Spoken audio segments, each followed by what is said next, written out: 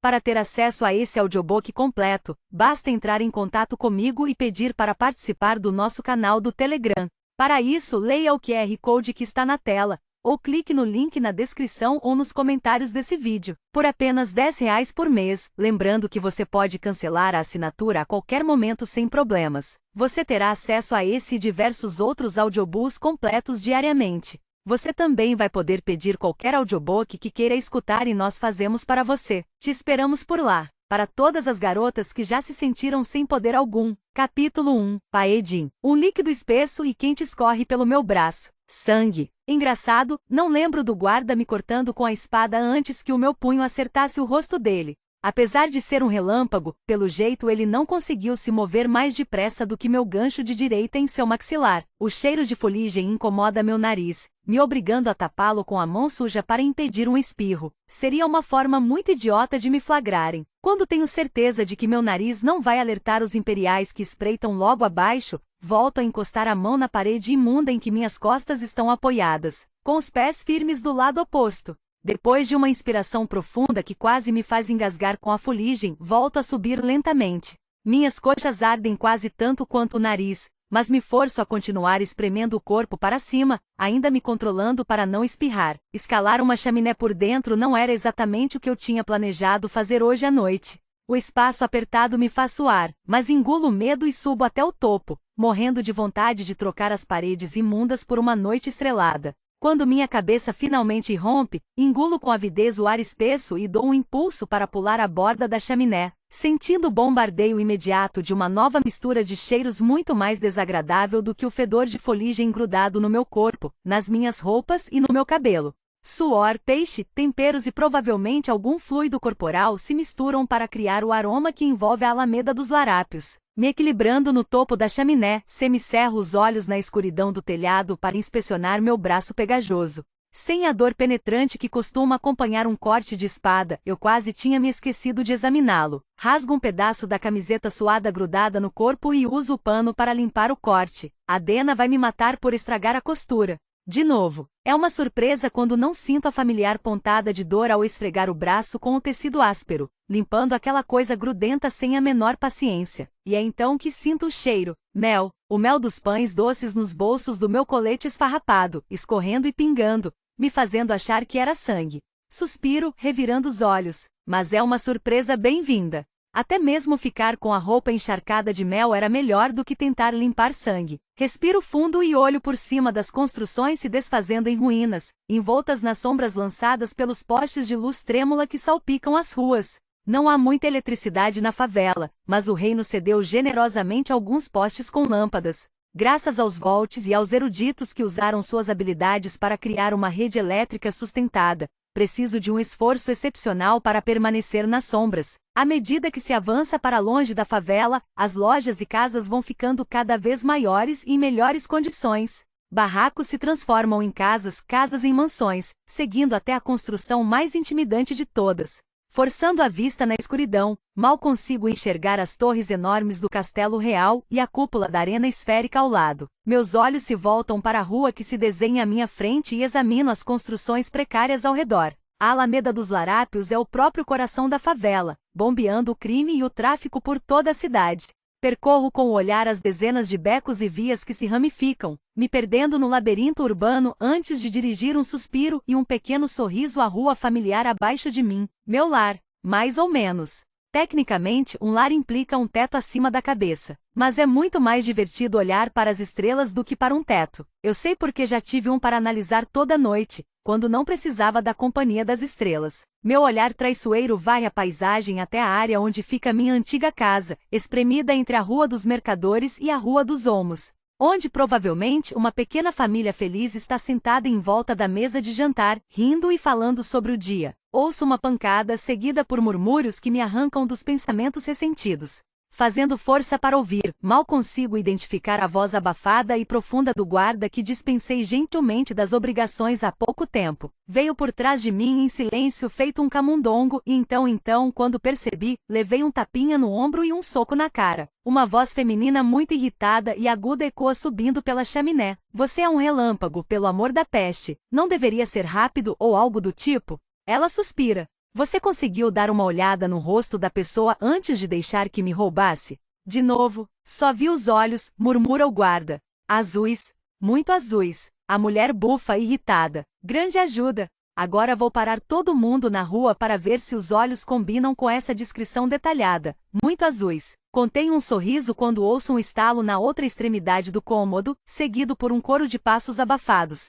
Pelo gemido da madeira apodrecida se movendo sob vários pares de botas, deduzo imediatamente que mais 3 guardas se juntaram à caçada. E essa é a minha deixa. Pulo da chaminé e seguro na beirada do telhado, balançando as pernas até me pendurar sobre a rua. Soltando todo o ar, abro as mãos e mordo a língua para não gritar quando a gravidade me puxa para o chão.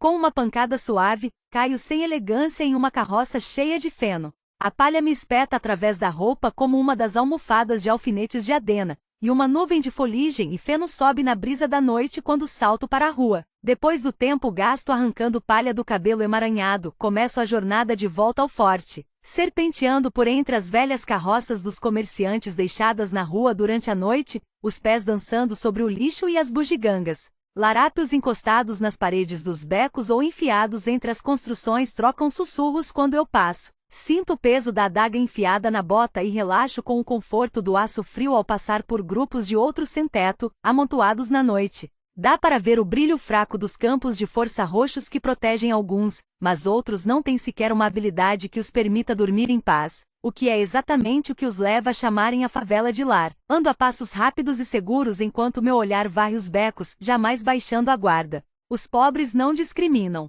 Um xelim é um xelim, e esses sujeitos não se importam de atacar alguém em piores condições do que eles para ficar com a moeda. Vários guardas cruzam meu caminho enquanto sigo em zigue-zague pelas ruas, me obrigando a desacelerar para me afastar deles. Cada loja, cada esquina e cada rua foi agraciada com a presença de policiais maliciosos com uniformes brancos. Esses imperiais violentos foram postos ao longo de toda a Alameda dos Larápios, por decreto do rei, devido ao aumento na criminalidade. O que certamente não tem nada a ver comigo. Entro em um beco menor, aparentemente sem saída, e avanço até o final. Em um canto vejo uma barricada feita de carroças quebradas, papelão, lençóis velhos e só a peste sabe o que mais. Antes mesmo de chegar à pilha de lixo que chamamos de lar, um rosto meio escondido por cachos revoltos que descem até os ombros surge por cima do forte. Conseguiu? Desdobrando as pernas compridas, ela se levanta sem esforço e atravessa a parede de 1 metro de altura da nossa barricada de lixo sem pensar 2 vezes. Depois, vem correndo na minha direção com tanta esperança nos olhos que seria de imaginar que eu lhe ofereci um teto de verdade e uma refeição quente. Porém, ainda que eu não possa lhe dar isso, tem uma coisa muito melhor, na opinião dela. Solto um suspiro. Você me ofende duvidando de mim, Adena. Achei que você teria um pouco mais de fé nas minhas habilidades depois de todos esses anos. Tiro a mochila das costas e pego a seda vermelha amarrotada. Não consigo conter um sorriso quando uma expressão de espanto surge no rosto de Adena. Ela arranca a seda das minhas mãos, ávida, passando os dedos pelas dobras macias do tecido, espiando entre os cachos que pendem diante dos olhos castanho esverdeados. Ela me encara como se eu tivesse erradicado a peste com minhas próprias mãos e não apenas roubado um tecido de uma mulher que não vive lá muito melhor do que a gente. Como se fosse um feito heróico não vilanesco. O sorriso de Adena é tão radiante que poderia competir com o sol sobre o deserto escaldante. Pai, você faz milagre com essas suas mãos leves, sabia? Ela envolve meu pescoço, me esmagando em um abraço que faz mais mel escorrer pelo colete e se empoçar nos meus bolsos. Por falar em mão leve, consigo me soltar para enfiar as mãos nos bolsos. Pego 6 pãezinhos doces pegajosos e amassados, só um pouquinho menos apetitosos agora que foram polvilhados com feno. Adena regala os olhos antes de pegar um pãozinho na minha mão com a mesma avidez com que segurou o tecido. Ela se vira no meio da mordida e vai até o nosso forte, resoluta, se jogando nos tapetes ásperos e descoloridos dentro da barricada. Em seguida dá um tapinha no lugar ao seu lado, cheia de expectativa. Diferentemente dela, eu pulo sem qualquer elegância por cima da parede do forte antes de me sentar. Aposto que Maria não ficou muito feliz por ter sua loja assaltada. De novo. A coitada deveria mesmo melhorar a segurança. Adena mastiga um pão doce com um sorriso torto se juntando às migalhas grudadas no rosto. Apesar de eu ter roubado a mulher no mínimo 1 vez por mês nos últimos anos, por enquanto ela só conseguiu concluir que sou um ele. Pelo menos, está tentando. Na verdade, digo dando de ombros, Maria conseguiu que mais 2 imperiais fossem postados perto da loja, além dos de sempre. Ela deve estar ficando cansada de todos os pãezinhos doces roubados ano após ano. Adena semicerra os olhos ao ver meu sorriso. Graças à peste não te pegaram, pai. Assim que a frase ressoa pelos lábios dela, meu maxilar trinca instintivamente, enquanto o dela permanece aberto no meio de uma mordida. Adena se encolhe, franzindo a testa e pigarreando. Desculpe. É um mau hábito, diz. Meus dedos vão até o anel grosso no meu polegar, girando-o distraidamente e consigo esboçar um sorriso fraco. Esse é um assunto que geralmente tentamos evitar, mas é minha culpa que tenha se tornado constrangedor para começo de conversa. Tudo por causa de um momento de fraqueza pelo qual eu gostaria de não sentir tanto alívio. Você sabe que não são as palavras que me incomodam, é o significado delas, interrompe Adena, com um sorriso e uma imitação assustadoramente precisa da minha voz. Quase engasgo com minha risada e o pedaço de pão doce. Está me imitando, é? Como resposta, ela dá uma mordida no pãozinho antes de completar, de boca cheia. E não é a peste que deixa você enjoada, é o que veio depois. Minha resposta é assentir devagar, traçando com os dedos, de maneira distraída, a estampa gasta do tapete, uma sensação familiar sob minha mão. A ideia de agradecer a peste que matou milhares de ilianos tira o meu apetite até mesmo pelos pães doces. De agradecer a algo que provocou tanta dor, tanta morte e tanta segregação. Mas tudo o que importa na sociedade agora é quem a peste não matou. O reino ficou isolado durante anos para impedir que a doença se espalhasse pelas cidades ao redor, e somente os mais fortes em ilha sobreviveram à enfermidade que alterou a genética dos seres humanos. Os rápidos ficaram extremamente velozes, os fortes ficaram imbatíveis e os que se esgueiravam nas sombras se tornaram as sombras. Inúmeras habilidades sobrenaturais agraciadas somente aos ilianos, todas variando em força, propósito e poder, dons concedidos como recompensa pela sobrevivência. Eles são os notáveis. São extraordinários. São excepcionais. Só começa Adena cutucando seu pão doce e, por incrível que pareça, tendo que se esforçar para formar uma frase. Só tome cuidado, pai. Se te pegarem e você não puder se livrar na lábia, eu vou ficar bem, declaro em um tom meio casual demais, ignorando a preocupação que me invade. É isso que eu faço, Adena. É isso que eu sempre fiz. Ela suspira, sorrindo, e faz um gesto de desdém. Eu sei.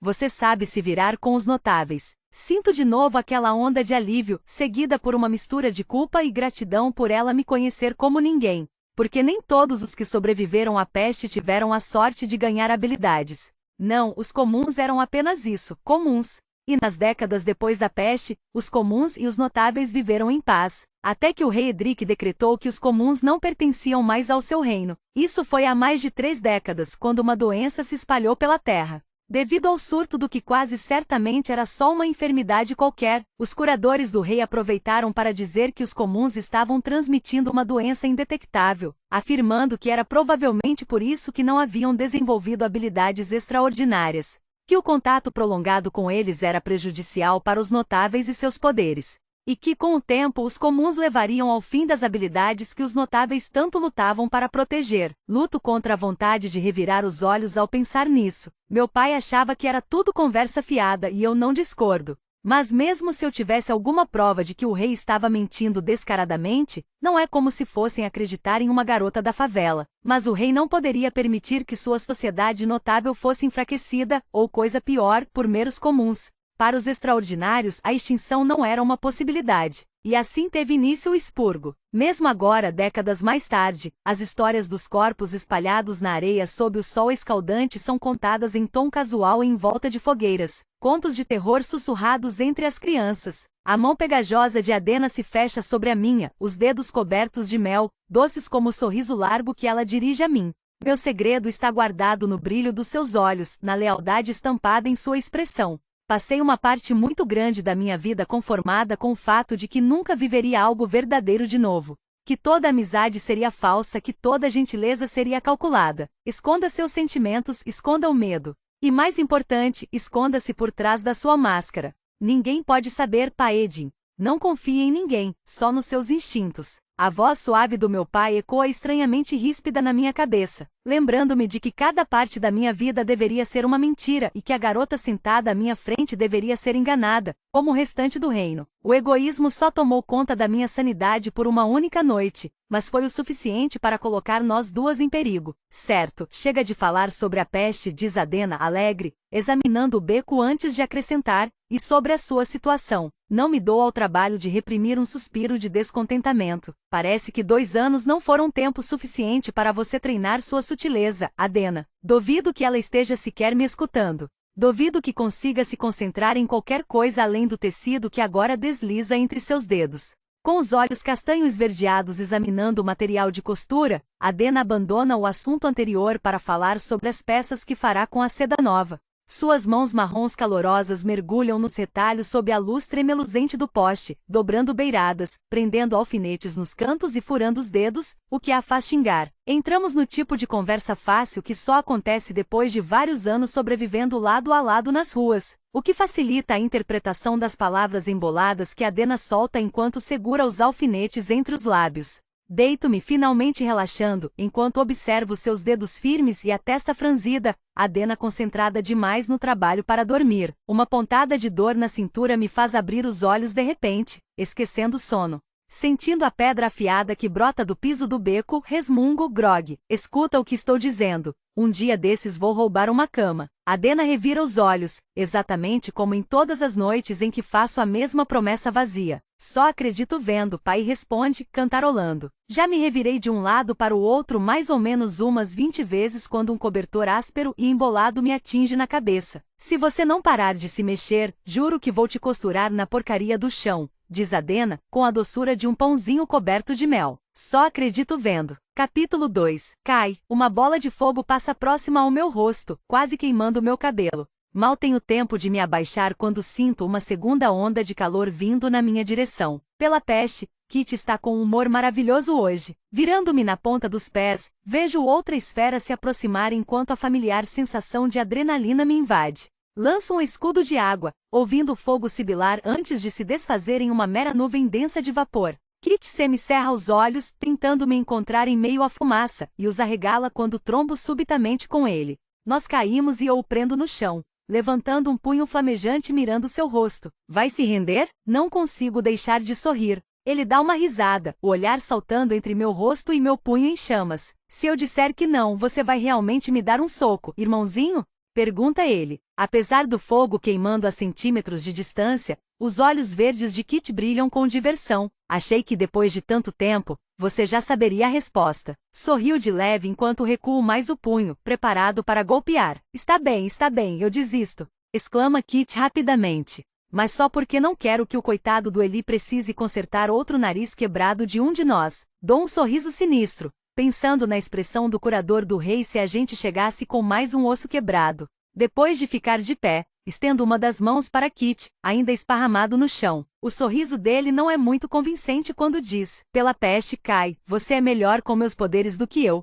e é por isso que você vai governar o país. Digo simplesmente. E eu vou travar as batalhas, distraindo o inimigo com a minha beleza ofuscante. Está dizendo que eu não conseguiria distrair o inimigo com a minha beleza ofuscante? Kit dá uma gargalhada fingindo estar ofendido. Estou dizendo que nós somos só meios irmãos. Infelizmente isso significa que você só tem metade do meu charme. Ele ri de novo. Segundo essa lógica, então acho que você só tem metade da minha inteligência. Graças à peste. As palavras mal saem da minha boca quando ele me empurra rindo. Seguimos pelo caminho desgastado entre os círculos de terra usados para os treinamentos no castelo. Imperiais e outros notáveis de status mais elevado continuam treinando enquanto passamos, a maioria usando suas habilidades e poucos contando com armas. Vejo cabeças se virando na nossa direção e olhares queimando minha pele, espelhando o sol que nos ilumina. Ignoro e inspiro o cheiro familiar do campo de treinamento, literalmente sangue, suor e lágrimas, antes de pegar uma espada em um suporte de armas e jogar outra para Kit, cuja expressão só pode ser descrita como exasperada. Você sabe que eu sempre preferi lutar com armas do que com habilidades, digo em resposta ao olhar de repreensão dele,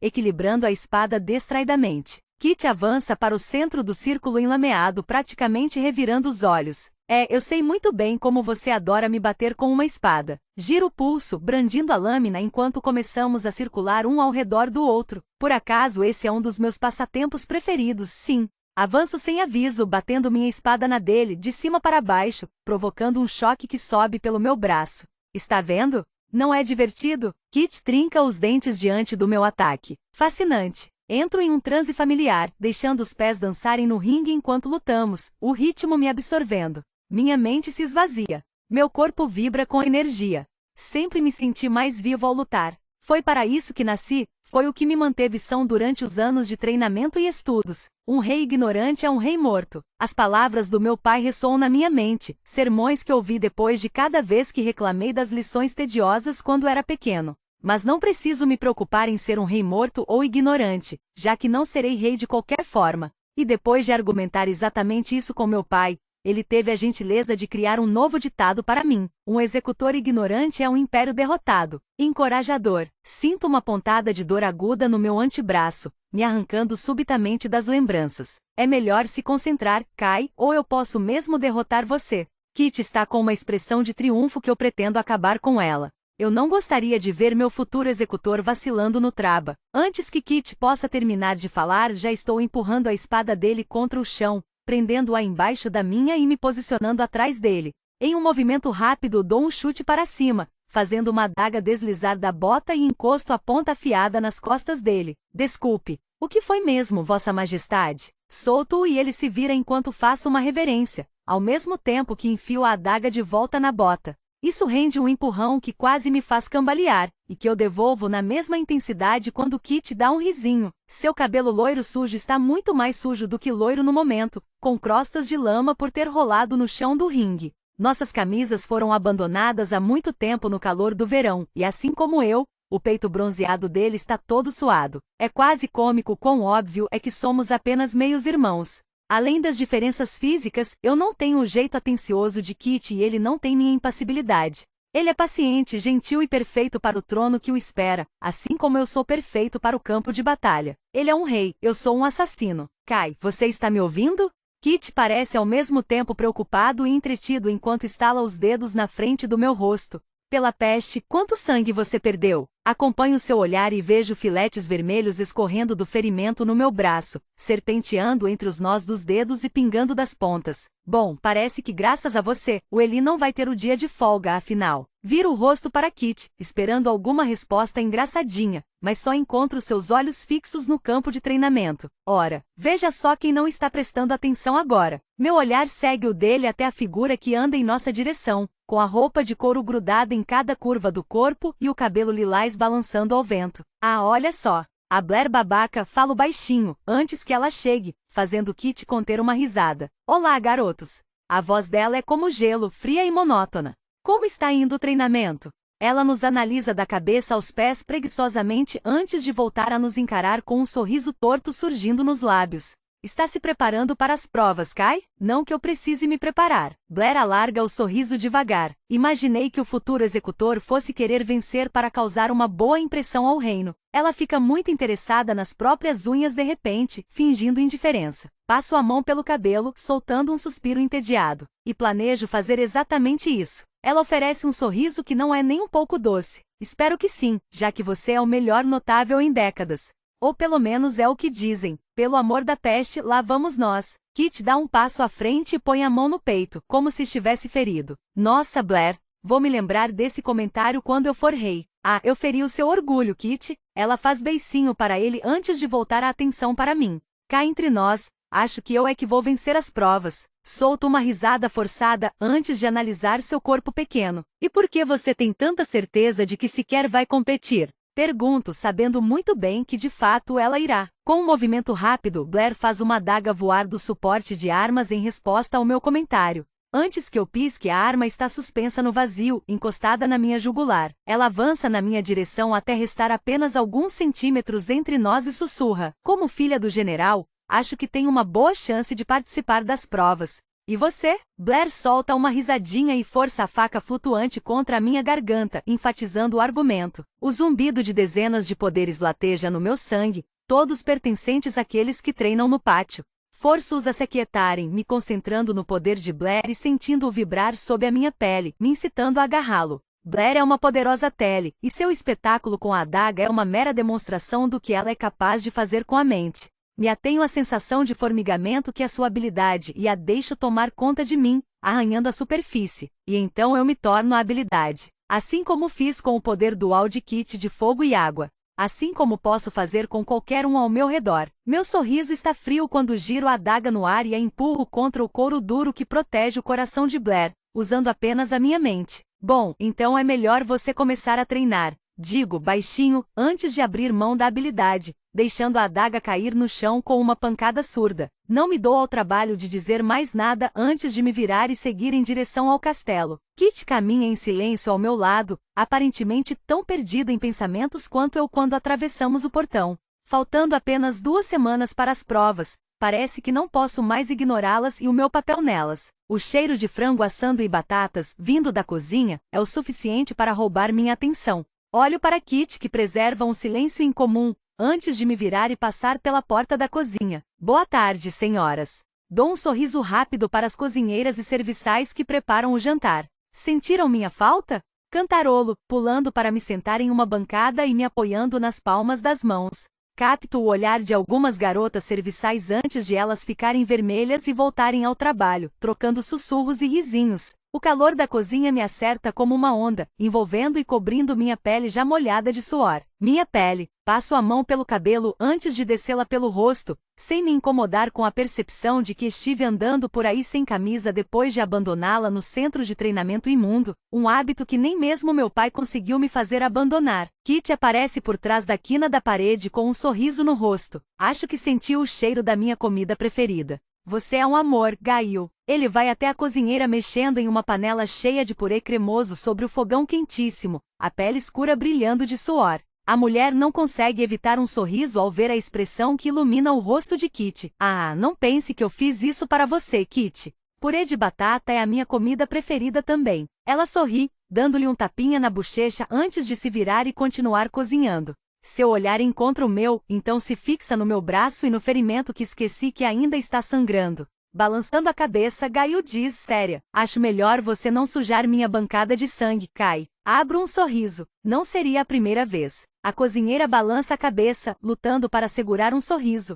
Gail vem dando comida e petiscos extras a nós dois desde que éramos meninos correndo pelo castelo com apenas metade das roupas, coisa que obviamente ainda fazemos. Ela testemunhou muitas disputas pelo último pão doce com cobertura de mel, nesta mesma cozinha. Faz um tempo que vocês dois não me visitam. Gail acrescenta tempero às batatas.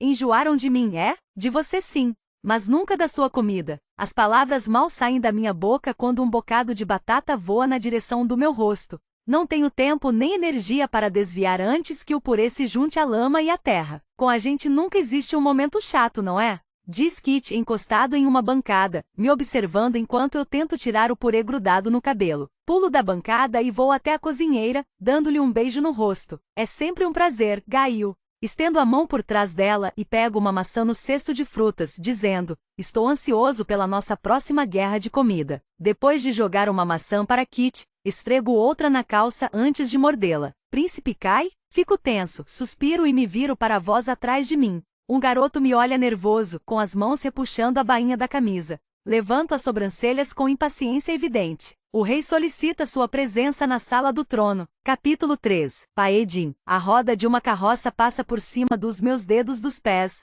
Contém um grito, mas não me incomodo em silenciar o palavrão direcionado ao comerciante distraído que está atropelando pessoas caminho afora.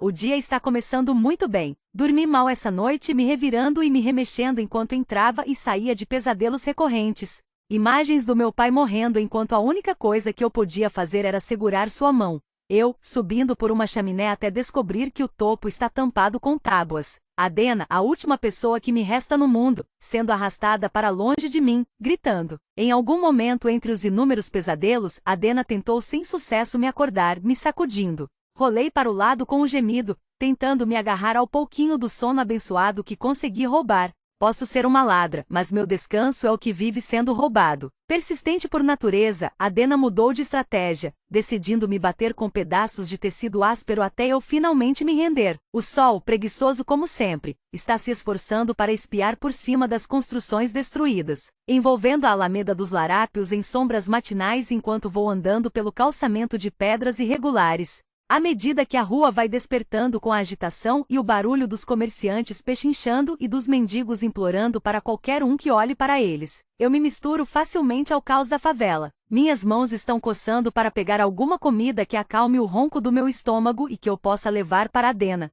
Avalio a rua em busca da próxima vítima infeliz quando tem alguma coisa errada. 14. Há apenas 14 imperiais na rua, mas deveria haver pelo menos 16 hoje. Eu sei disso, já que memorizei os turnos de serviço. Vejo cabeça de ovo e nariz de gancho nos lugares de sempre, do lado de fora da loja da Maria, além de vários outros imperiais com nomes igualmente adequados.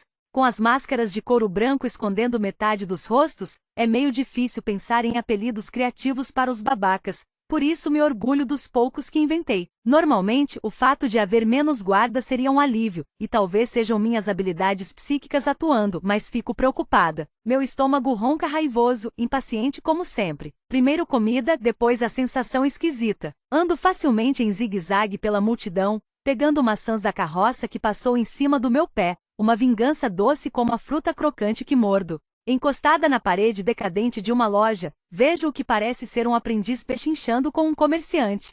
Observo enquanto ele encara o vendedor, irritado, antes de jogar várias moedas para ele e pegar um bocado de algo que só pode ser couro preto. Fixo o olhar nos xelins que rolam em cima da carroça, contando-os rapidamente até descobrir que são moedas demais para comprar apenas couro. Ele está com pressa. Por isso se dispõe a pagar o dobro do que deveria em vez de perder tempo negociando. E tem dinheiro para gastar, o alvo perfeito. Vou para a rua, seguindo o rapaz que agora abre caminho rapidamente pela multidão, e puxa a tira de couro que prende meu cabelo, deixando-o cair pelas minhas costas em ondas prateadas embaraçadas. Eu xingo o calor sufocante que já fez meu pescoço ficar pegajoso de suor e deixo uma mecha de cabelo cair sobre os ombros e o rosto, me transformando na própria imagem da inocência. Faça com que eles subestimem você. Faça com que não a percebam até que você queira ser vista. Faz tanto tempo que não escuto a voz do meu pai que o som suave das palavras ameaça fugir da minha memória e morrer junto com ele. Esse pensamento se dissipa quando eu e o rapaz que persigo trombamos um no outro. Cambaleio,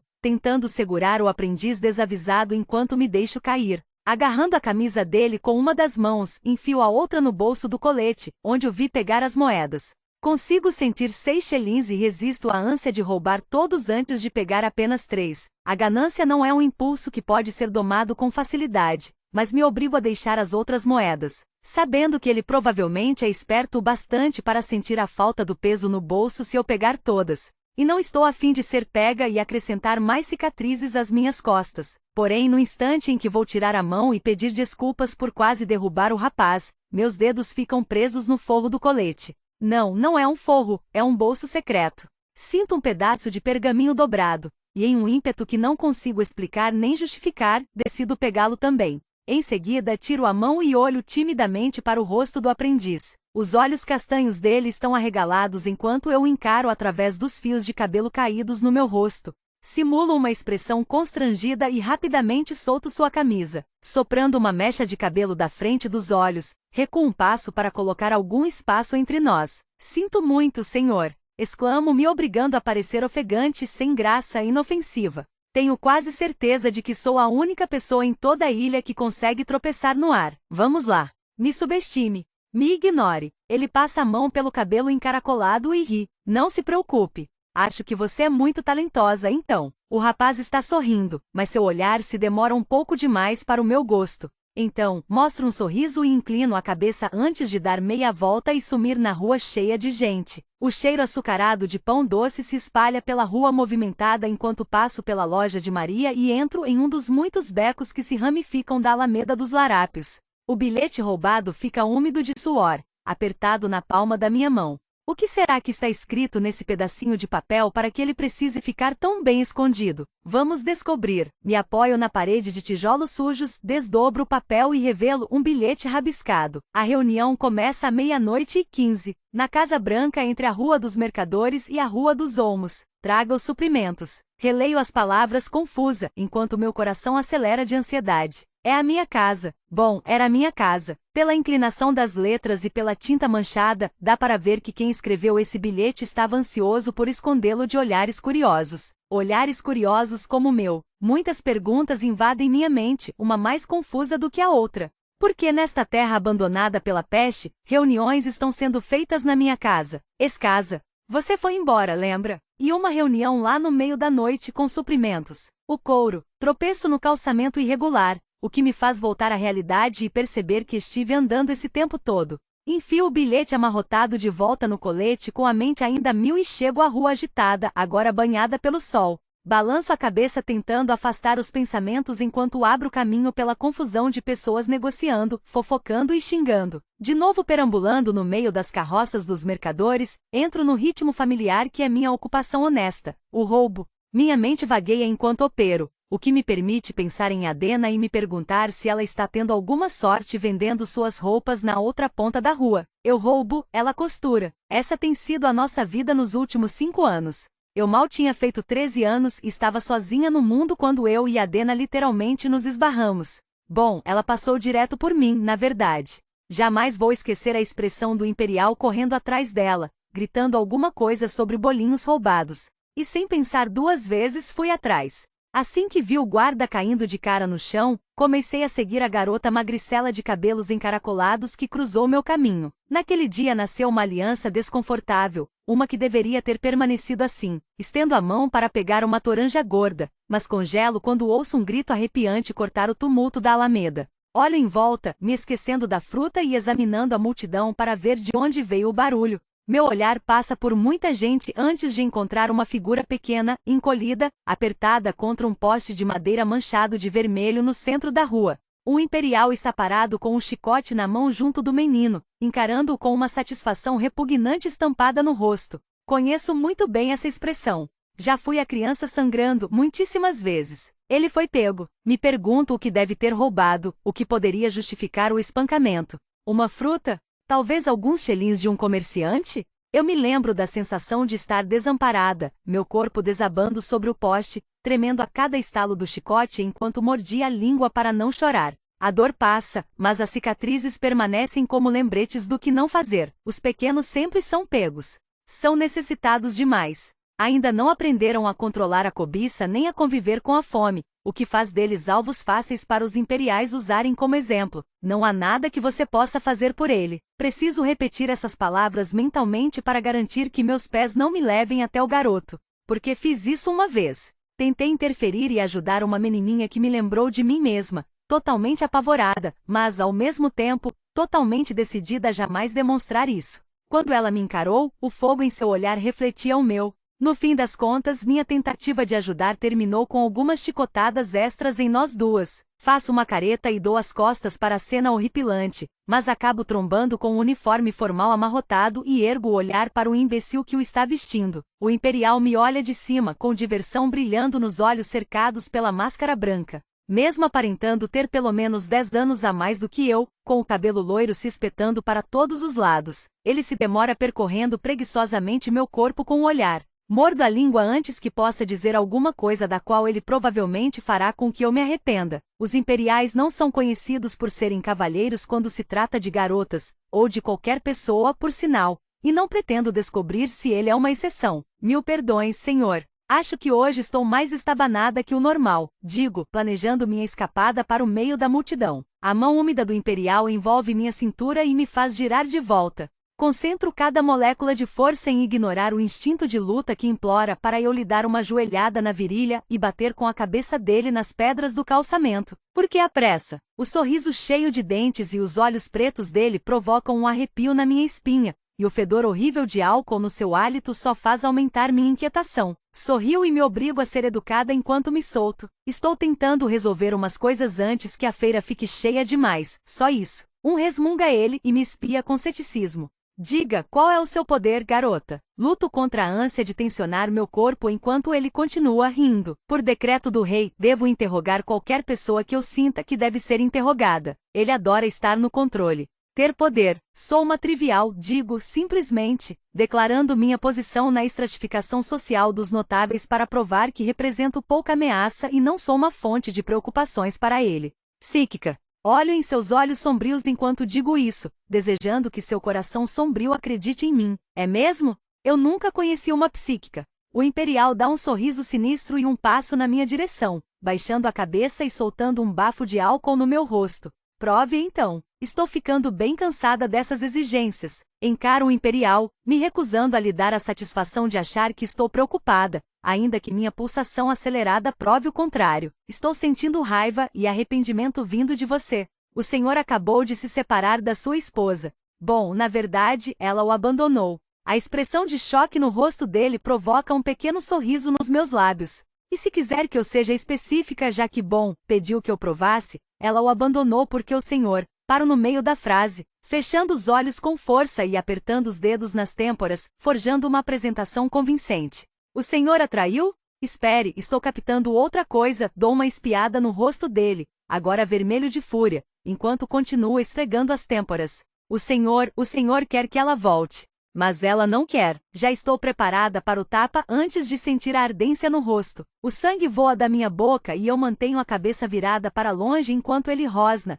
O rosto próximo ao meu. Você é uma bruxa maldita. Isso sim. Saia da minha frente, trivial. Dou meia volta e sorriu, com o sangue enchendo minha boca e pingando do queixo. Em seguida, me forço a cambalear de costas para esbarrar em uma carroça e pego um pedaço do tecido pendurado na borda. Viro-me rapidamente, apertando o pano contra o peito enquanto rasgo parte dele com os dentes para limpar o sangue da boca e do queixo. Vou usar parte do tecido como lenço e levar a sobra para a Dena. 2 coelhos com uma cajadada só, enfiando o restante do tecido dentro da mochila, agora cheia de comida, moedas e outras coisas roubadas. Volto para o forte, o tempo todo repassando mentalmente os últimos 5 minutos. Não foi difícil decifrar o Imperial, e assim que o fiz, soube que ele me daria um tapa e me mandaria embora. Não foi a primeira vez que deixei isso acontecer, e provar minhas habilidades psíquicas não foi nem um pouco difícil, considerando que as evidências estavam praticamente estampadas na testa do sujeito. A fina linha bronzeada no dedo anelar vazio foi minha primeira pista de que ele já fora casado. Em seguida, notei que ele tinha passado a aliança para a outra mão em vez de vendê-la, revelando que ele ainda gosta da ex-mulher e que provavelmente ainda sente a falta dela. O cabelo desgrenhado, o uniforme amarrotado e o hálito de uísque só enfatizaram que ele com certeza é um homem que mora sozinho, sem uma esposa que o deixe apresentável. Os homens provavelmente seriam extintos sem as mulheres para cuidar deles. Quanto à parte da traição, bom, foi mais um palpite baseado no modo como olhou para mim, além da reputação espetacular que os imperiais criaram para si. Sem dúvida, minha suposição acertou o alvo, provocando o tapa. O sol do meio-dia me golpeia enquanto volto ao forte para almoçar com a Dena, como sempre. Demoro um pouco perambulando pela alameda, comendo uma maçã enquanto a fome corrói meu estômago. O cheiro salgado de peixe secando ao sol acima das carroças dos comerciantes paira no ar. Crianças correm pela rua, rindo e perseguindo umas às outras. O som de vozes negociando e xingando é como música para os meus ouvidos, uma que conheço muito bem. Uma faixa grande e colorida atrai meu olhar, começando a ser erguida sobre a rua lotada, pendurada entre 2 lojas por um lagartixa. O sujeito escala a parede como se tivesse cola nas mãos e nos pés, o que lhe permite subir facilmente pela fachada lisa. Enquanto ele amarra a corda que prende a faixa, volto a atenção para as palavras escritas no pano verde em letras grandes e pretas. A 6ª edição das provas do expurgo irá começar. Lembre-se do expurgo. Agradeça a peste. Honra ao seu reino, à sua família e a ti mesmo. Você pode ser o próximo notável vitorioso. Solto uma risada de escárnio, quase engasgando com um pedaço de maçã. Ainda que as provas do expurgo não sejam uma coisa da qual se deva achar graça, não consigo deixar de julgar cômico que sejam consideradas uma comemoração. Em homenagem ao grande expurgo que aconteceu há mais de 3 décadas, as provas foram criadas para demonstrar as habilidades sobrenaturais das pessoas e trazer honra ao único reino notável. Eu não diria que assassinar pessoas inocentes traz alguma honra para mim, para o meu reino, ou para minha família, não que me reste uma família para honrar. E, no entanto, a cada 5 anos, jovens notáveis são escolhidos para competir, e o vencedor leva glória e chelins suficientes para construir o próprio castelo aconchegante e superar os traumas provocados pelas provas. Mas a parte que me deixa tremendo de raiva e de tanto rir é que os notáveis inferiores, com habilidades defensivas e triviais, são levados a acreditar que têm chance de ganhar essas provas deturpadas. Fico subitamente entorpecida observando os rostos empolgados ao redor, todos se aglomerando embaixo da faixa, rindo e apontando. Somos os primeiros a morrer. Os notáveis que competem não são escolhidos, eles nascem com esse destino. São sempre os de sangue real ou de status mais elevado na escala de poder. Examino a multidão, observando os rostos sorridentes de triviais que serão atirados nas provas apenas por entretenimento depois que o rei nos permitir escolher quem gostaríamos que nos representasse. Ainda que o rei insista em dizer que o assassinato de notáveis na arena é condenável, não é segredo que a própria morte é uma participante das provas. Adolescentes morrendo parecem tornar as coisas excepcionalmente mais divertidas, e se os notáveis não executarem a matança, o rei mexerá seus pauzinhos. Abro caminho pela multidão, cada um falando mais alto que o outro sobre quem vai representar a Alameda dos Larápios e o que farão com o dinheiro do prêmio. Em toda a minha vida, houve pouquíssimas vezes em que deixei de invejar os notáveis.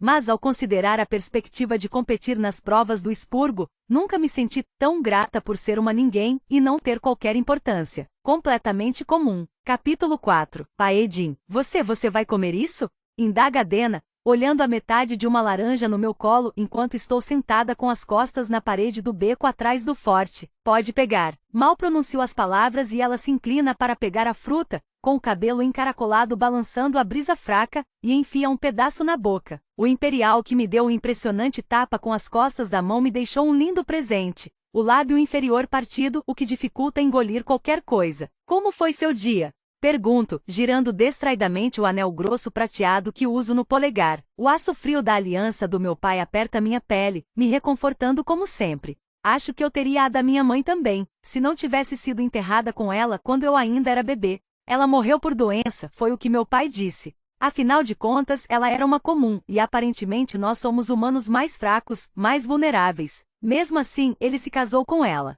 Amava-a, apesar disso. Protegia-a. Guardava o segredo dela, assim como fez com o meu. Adena suspira e eu sou trazida de volta ao presente quando ela diz entre as mordidas na laranja. Não posso reclamar. Ah, eu vendi aquela blusa que demorei séculos para fazer. E por 3 chelins. Sabe, aquela verde com decote cavado e bainha recortada? Miro-a com a mesma confusão de sempre, o que ocorre todas as vezes em que ela começa a falar em sua linguagem de costureira. Ah, quando se trata de roupas você não leva ao menor jeito, pai. Olho para minha camiseta maltrapilha por baixo do colete verde-oliva. Tudo mudou no dia em que Adena fez o colete cheio de bolsos, sabendo que ele iria servir muito bem ao meu ofício. Foi o dia em que nossa aliança desconfortável começou a se transformar em uma amizade confortável. Adena bate um dedo nos lábios pensando em alguma coisa. Aposto que se você tivesse a roupa certa, as pessoas ficariam ocupadas demais te olhando para perceber que estão sendo roubadas. Eu bufo. Prefiro que não reparem em mim enquanto estou cometendo crimes.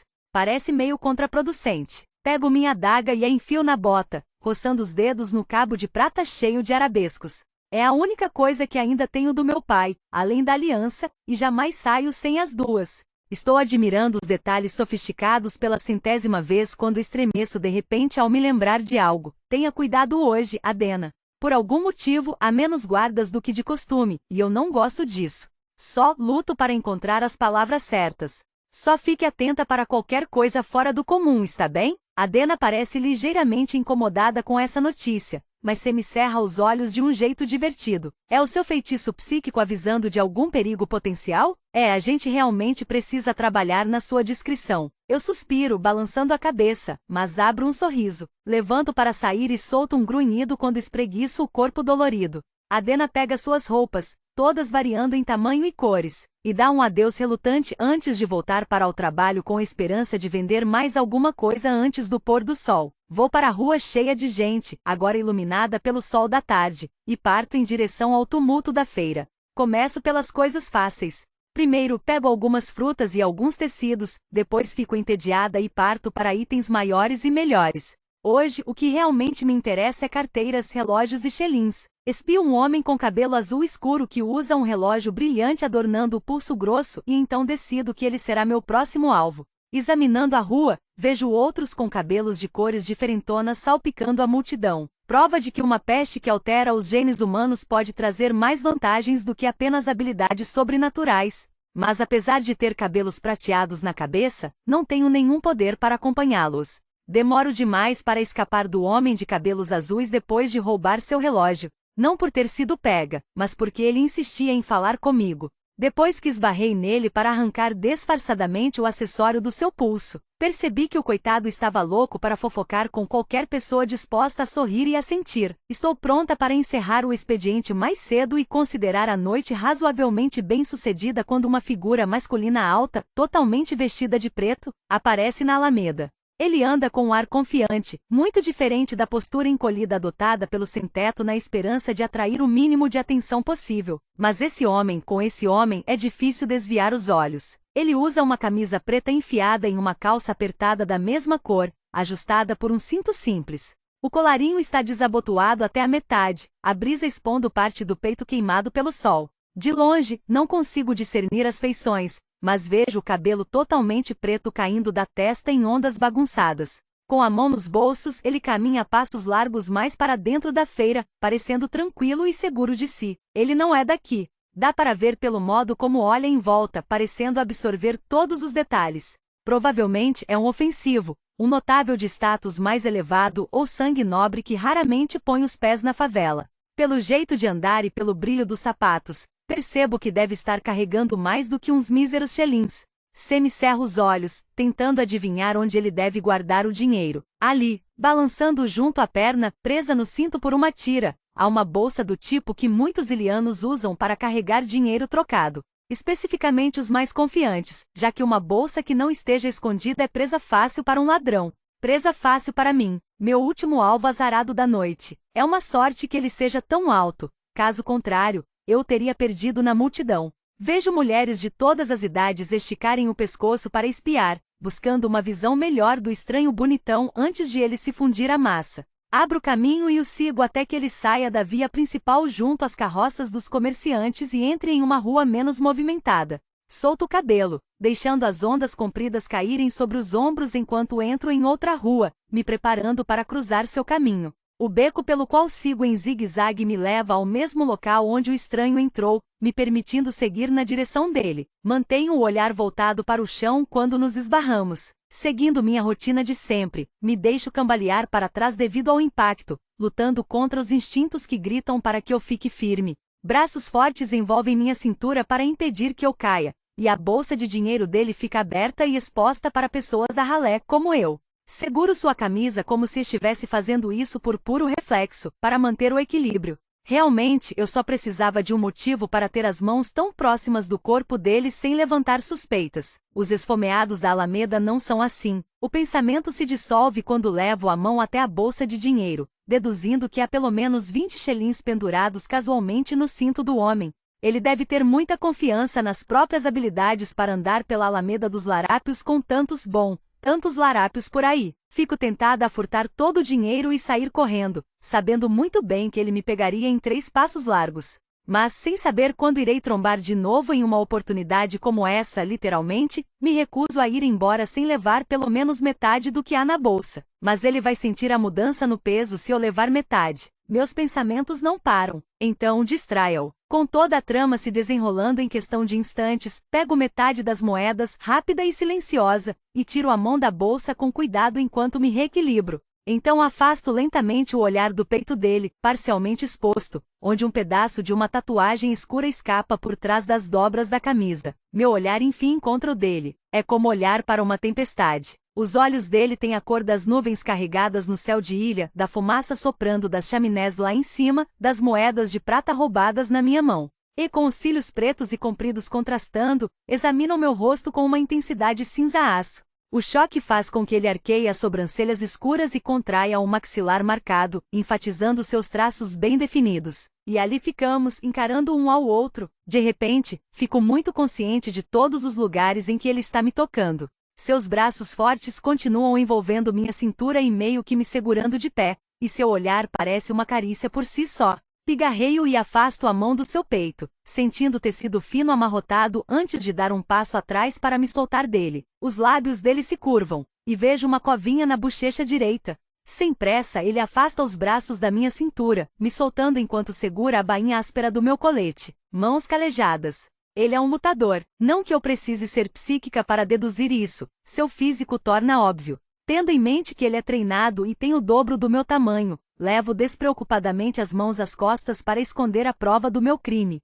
As moedas deslizam silenciosas para o meu bolso de trás enquanto respiro fundo, tentando me controlar. Você sempre cai nos braços de estranhos bonitos ou isso é uma coisa nova para você? A pergunta mostra de novo aquela covinha quando um sorriso se acomoda no rosto dele, revelando dentes brancos alinhados. Não, só dos estranhos convencidos, respondo. Dou um sorriso frio enquanto ele me olha com um ar de diversão, como se eu fosse um quebra-cabeças a ser montado. Distraia-o. Ele ri e passa a mão pelo cabelo cor de ébano, desgrenhando as ondas ainda mais. Os olhos cinzentos examinam os meus quando diz: bom, parece que eu causei uma tremenda primeira impressão então. Pois é, digo lentamente, mas ainda não decidi se foi boa ou ruim. Mantenha a mente dele longe do dinheiro e o foco em você. Ele dá de ombros, enfiando as mãos nos bolsos, a imagem perfeita de uma indiferença descolada. Eu segurei você, não segurei? Agora é a minha vez de rir. Ele inclina a cabeça ligeiramente para o lado, me olhando com um meio sorriso. Chegando mais perto, acrescenta: talvez você devesse considerar esse detalhe antes de decidir, meu bem. Pelo amor de peste. Um garoto bonito com palavras bonitas. Perigoso. Ele analisa meu rosto com seus olhos esfumaçados, me decifrando como se eu fosse um enigma. Me recuso a ficar ali, inquieta sob seu olhar, então recuo um passo em direção à rua. Vou considerar, meu bem. Prolongo a última palavra, imitando-o com uma risada. O sorriso dele se alarga, mostrando covinhas nas duas bochechas, e me obrigo a ignorá-las quando acrescento: e obrigada por me salvar de cair de cara no chão. Parece que sou amaldiçoada com meu jeito desastrado. Bom, seu jeito desastrado fez com que nos encontrássemos, então eu não chamaria de maldição, diz ele simplesmente, agora encostado na parede com as mãos nos bolsos. Sorriu, mas não consigo me impedir de revirar os olhos ao mesmo tempo. Vejo o sorriso dele uma última vez antes de me virar e voltar para a Alameda dos Larápios, desaparecendo na multidão. Minha cabeça está a mil, repassando as informações que consegui coletar sobre ele enquanto sigo pela rua. As cicatrizes nos braços e os machucados recentes no nó dos dedos foram os detalhes mais intrigantes para mim, e quase lamento não poder descobrir a história por trás deles. A ideia de um notável ofensivo ter marcas como essas traz um meio sorriso aos meus lábios. Prova de fraqueza. Pego as moedas no bolso de trás, deixando-as tilintar na palma da mão com um sorriso de triunfo. Duvido que ele vá sentir falta.